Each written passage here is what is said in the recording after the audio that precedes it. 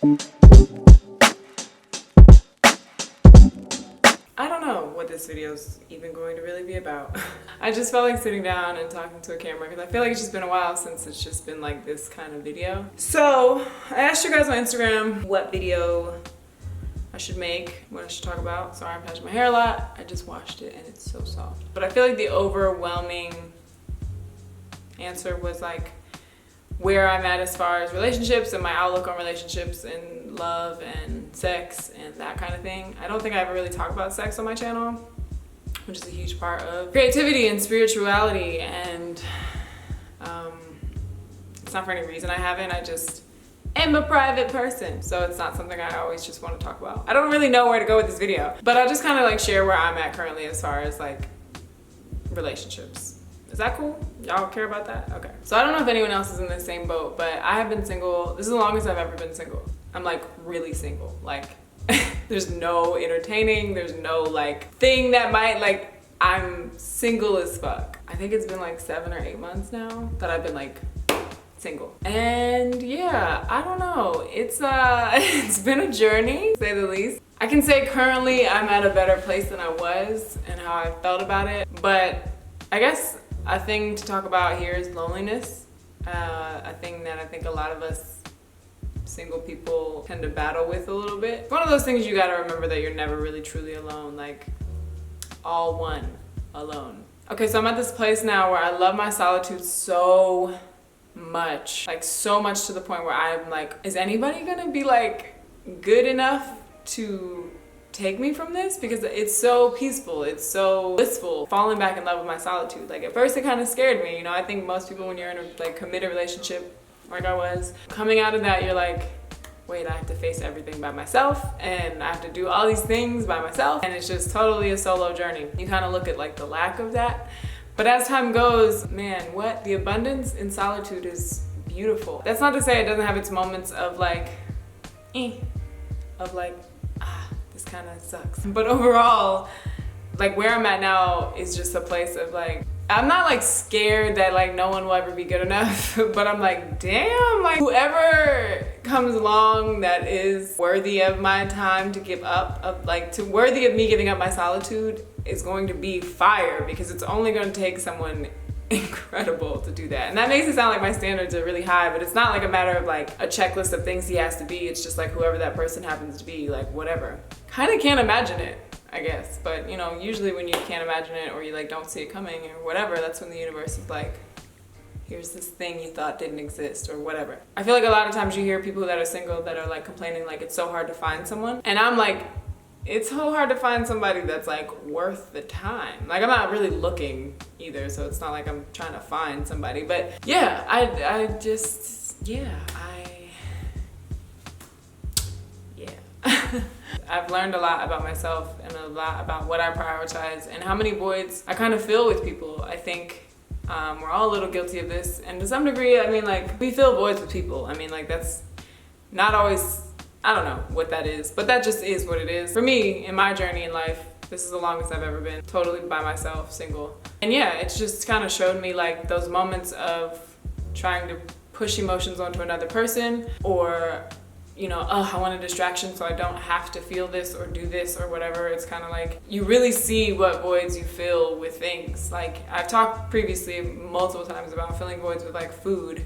You know, we also feed off of people, and so something to take note of. I don't want to tell you what to do or whatever. I'm not sitting here telling you what you should or shouldn't do, but I guess like be aware of it sometimes and just notice it, and maybe ask yourself like, am I filling a void with this person? Am I so scared to be alone or to face my own issues that I'd rather help this person with theirs? Because I think personally for me that's a thing. I'm really good at like, and maybe a lot of women can agree, kind of making a project out of a person. I don't want to say like trying to change them, because I think I've grown up past that where it's like I don't necessarily think I'm going to change anybody. I've accepted that that's like silly to think. More so just like seeing this grand scheme of things and kind of romanticizing this idea of what could happen, and then like getting caught up in that fixation rather than the reality of what's right in front of you, and then kind of like making that a project to get it to that place of of romanticism. You learn a lot being with a partner too. It's not just that relationships are bad at all. I think it's like a necessary time for me right now. Leading up to September, kind of over this summer-ish, I was in this place of like feeling the feels of loneliness and feeling like I want a partner, I want a companion. I don't want to face this by myself. I want someone else here to distract me or to, you know, fill this void or help me so I don't have to think about this thing. I don't want to say that's necessarily always a bad thing to want, but there is so much growth also when you face those things.